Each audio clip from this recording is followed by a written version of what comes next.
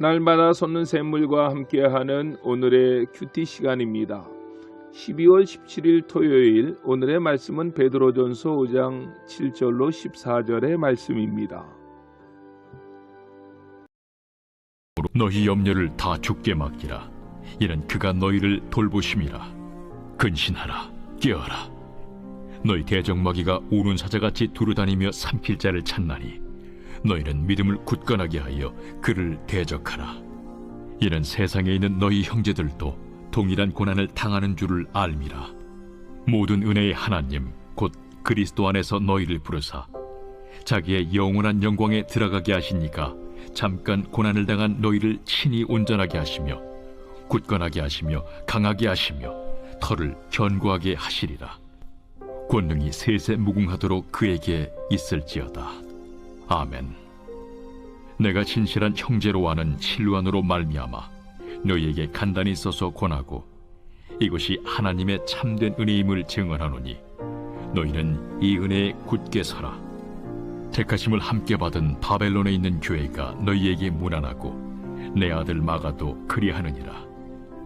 너희는 사랑의 입맞춤으로 서로 문안하라. 그리스도 안에 있는 너희 모든 이에게 평강이 있을지어다.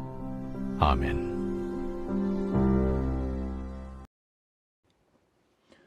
새로운 아침입니다. 여호와 샬롬, 하나님은 평강의 하나님이십니다.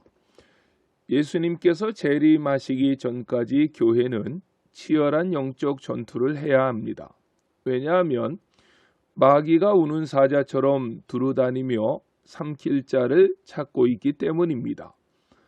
마귀를 대적할 뿐만 아니라 치열한 영적 싸움에서 승리하기 위해서는 어떻게 해야 할까요? 오늘 본문에서 사도 베드로는 세 가지로 삶의 자세를 말씀합니다. 첫째는 우리의 염려를 다 주께 맡기는 것입니다. 7절 말씀입니다. 너희 염려를 다 주께 맡기라. 이는 그가 너희를 돌보심이라. 아멘. 7절에 염려하다라는 말의 헬라어는 메림난이라는 단어입니다. 이 말은 정신이 나누어지다, 쪼개지다라는 말입니다. 잠언서 17장 22절은 이렇게 말씀합니다. 마음의 즐거움은 양약이라도 심령의 근심은 뼈를 마르게 하느니라. 아멘. 몸이 아파 병원에 가서 의사를 만나보십시오. 어떤 의사든 건강을 챙기시려면 스트레스에서 해방되어야 한다고 말합니다. 스트레스는 만병의 근원이라고 하지 않습니까? 염려, 근심의 영어 표현이 스트레스입니다.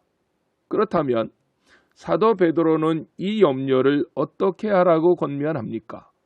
다 주께 맡기라는 것입니다. 맡기다라는 말의 헬라어는 에피림 산테스인데 이 말은 던져버린다라는 뜻입니다.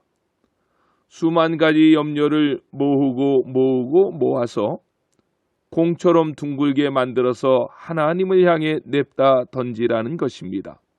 왜요? 7절 하반절에서 말씀합니다. 그가 너희를 돌보심이라. 아멘. 둘째로 근신하고 깨어 기도해야 하는 것입니다. 8절 상반절에서 사도 베드로는 근신하라 깨어라라고 말씀합니다.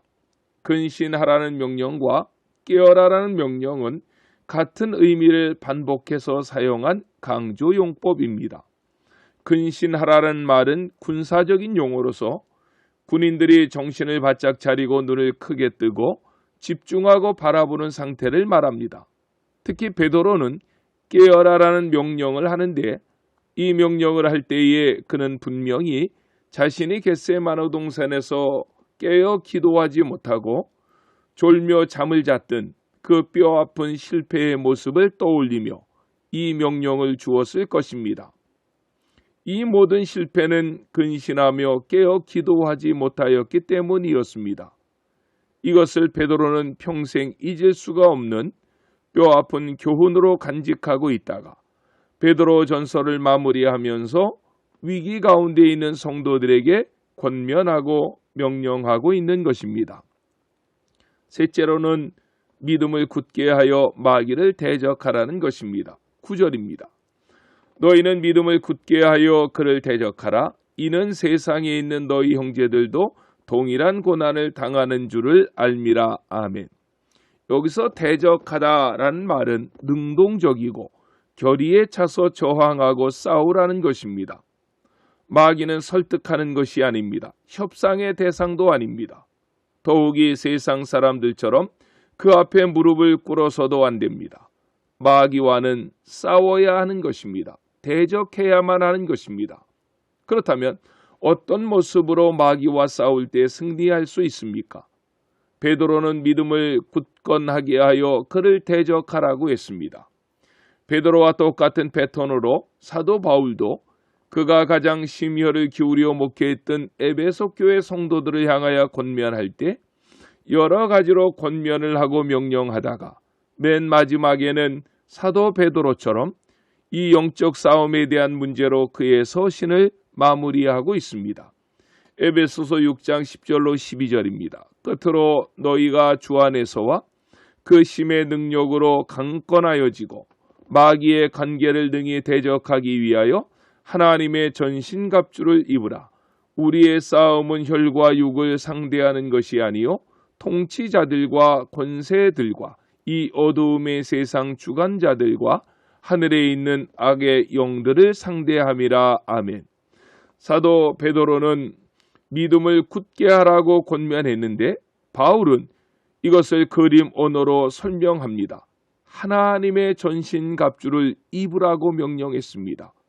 그러면서 하나님의 전신갑주의 구체적인 내용을 에베소서 6장 13절로 17절에서 하나하나 자세하게 설명합니다. 진리의 허리띠, 의의 흉배, 복음의 신, 믿음의 방패, 구원의 투구, 성령의 검으로 말입니다. 내 모든 염려를 주께 맡기면서 근신하고 깨어 기도하고 믿음을 굳게 하여 마귀를 대적한다면 우리를 시험하기 위해서 한 길로 왔던 사탄 마귀는 7길로 도망하게 될 것입니다. 그에 대한 확실한 보증이 무엇입니까? 우리가 그렇게 살아갈 때 하나님의 약속이 있습니다. 10절로 11절 말씀입니다. 모든 은혜의 하나님 곧 그리스도 안에서 너희를 부르사 자기의 영원한 영광에 들어가게 하시니가 잠깐 고난을 당한 너희를 친히 온전하게 하시며 굳건하게 하시며 강하게 하시며 터를 견고하게 하시리라. 권능이 세세무궁하도록 그에게 있을지어다. 아멘. 그 하나님께서 우리를 어떻게 하신다고 약속하십니까? 4가지 동사를 주목해야 합니다. 온전하게 하시며 굳건하게 하시며 강하게 하시며 견고하게 하시리라 약속하십니다. 그리고 그 고난은 길지 않을 것을 말씀합니다. 잠깐 고난, 영원한 영광의 나라에 들어가게 하실 것이라고 말씀해 주셨습니다. 그러면서 사도 베드로는 11절에서 덕설로지 하나님께 노래하는 내용으로 베드로 전서를 마감합니다. 11절을 보십시오. 권능이 세세무궁하도록 그에게 있을지어다. 아멘. 우리말 성경에는 권능이라고 했는데 원어 성경이나 영어 성경에서는 영광과 능력이라고 했습니다. 잠깐 고난, 영원한 영광을 내게도 주시는 하나님 아버지께만 영광과 능력이 세세무궁하기를 성삼위 하나님의 이름으로 축원합니다. 그리고 12절로 14절에서는 베드로와 함께 동역하고 있는 실루아노, 즉 2차 전도 여행 중에 바울과 동행했던 실라입니다. 그리고 그의 영적인 아들 마가도 흩어져 믿음 생활하는 성도들에게 문안합니다. 어디에서 문안합니까? 13절에 보니까 바벨론에 있는 교회라고 했는데 이는 로마를 비유적으로 표현했을 것이라고 학자들은 해석합니다. 그러면서 베드로 전서는 마감되는 것입니다. 새벽마다 베드로 전서를 통하여서 은혜와 도전을 주시고 결단케 해주신 성삼위 하나님께 영광을 올려드립니다. 아멘. 주기도로 예배를 마치고 오늘도 주신 말씀을 붙잡고 하나님 앞에 간절히 기도하시겠습니다. 하늘에 계신 우리 아버지, 아버지의 이름을 거룩하게 하시며 아버지의 나라가 오게 하시며 아버지의 뜻이 하늘에서와 같이 땅에서도 이루어지게 하소서. 오늘 우리에게 일용할 양식을 주시고 우리가 우리에게 잘못한 사람을 용서하여 준 것 같이 우리 죄를 용서하여 주시고 우리를 시험에 빠지지 않게 하시고 악에서 구하소서. 나라와 권능과 영광이 영원히 아버지의 것입니다. 아멘.